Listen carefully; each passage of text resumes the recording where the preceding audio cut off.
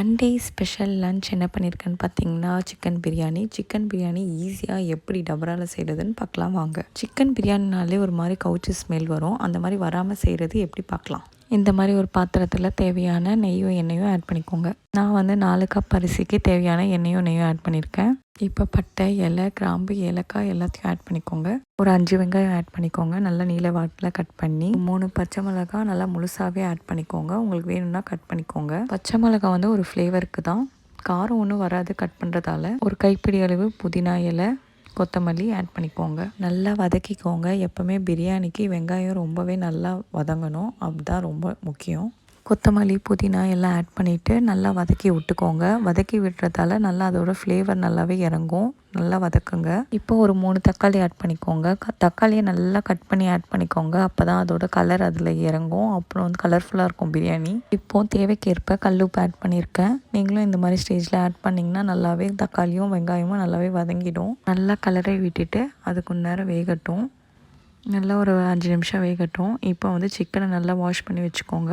சிக்கனில் மஞ்சத்தூள் ஆட் பண்ணிக்கோங்க. அப்புறம் லெமனை பிழிஞ்சு விட்டுக்கோங்க.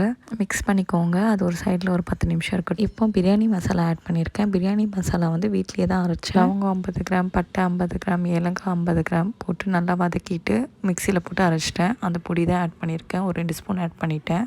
இந்த பிரியாணி மசாலா ஆட் பண்ணுறதால நல்ல ஒரு ஃப்ளேவர் வரும் பிரியாணிக்கு. நல்லா கிளறி விட்டுக்கோங்க. அப்போ தான் நல்லா ஃப்ளேவர் இறங்கும். இப்போ ஒரு 2 ஸ்பூனு குழம்பு மிளகாய்த்தூள் தான் ஆட் பண்ணியிருக்கேன். வீட்டில் இருந்த மிளகாய்த்தூள் தான். நல்லா வதக்கி விட்டுக்கோங்க. அந்த எண்ணெயிலேயே அந்த மிளகாத்தூளை வதக்கினிங்கன்னா கொஞ்சம் கலர் கொடுக்கும். அதுக்காக தான் நான் அந்த எண்ணெயிலேயே வதக்குறேன் பாருங்கள்.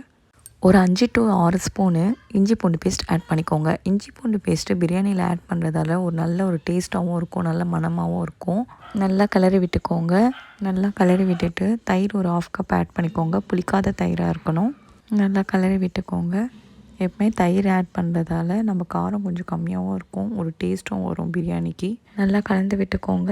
இப்போ நம்ம மஞ்சத்தூளும் லெமனும் போட்டு ஊற வச்சுருந்த சிக்கனை வாஷ் பண்ணிவிட்டு பிரியாணியில் ஆட் பண்ணிக்கோங்க. இதுதான் அந்த சீக்ரெட் டிப்பு. இப்போ சிக்கனில் கவுச்சி ஸ்மெல் வரவே வராது. ட்ரை பண்ணிவிட்டு எப்படி இருக்குன்னு கமெண்ட்டில் சொல்லுங்கள். இப்போ சிக்கனை நல்லா கிளறி விட்டுக்கோங்க. அப்போ தான் அதோட மசாலா நல்லாவே இறங்கும், நல்ல ஒரு டேஸ்ட்டாகவும் இருக்கும். ஒரு 5 நிமிஷம் அந்த மசாலாவிலேயே அப்படியே வேக விடுங்க. அப்போ தான் நல்லா 4 கிளாஸ் அரிசிக்கு 7.5 கிளாஸ் தண்ணி ஆட் பண்ணியிருக்கேன். பாஸ்மதி அரிசின்றதால ஒரு கப்புக்கு 1.5 கப் தண்ணி ஆட் பண்ணால் போதும். நல்லா மிக்ஸ் பண்ணிவிட்டு நல்லா வேக விடுங்க. புதினா, கொத்தமல்லி தழை ஆட் பண்ணிவிட்டு க்ளோஸ் பண்ணிக்கோங்க. ஒரு 10 நிமிஷம் நல்லா கொதிக்கட்டும். நல்லா கொதித்தோடனே லிட்டை ஓப்பன் பண்ணிவிட்டு நம்ம ஊற வச்சுருந்த பாஸ்மதி ரைஸை ஒரு 10 நிமிஷம் ஊற வச்சேன், அதை ஆட் பண்ணிக்கலாம். பாஸ்மதி ரைஸ்ன்றதால ஒரு 10 நிமிஷம் ஊற வச்சா போதும், அதுக்கு மேலே ஊற வைக்க வேணாம்.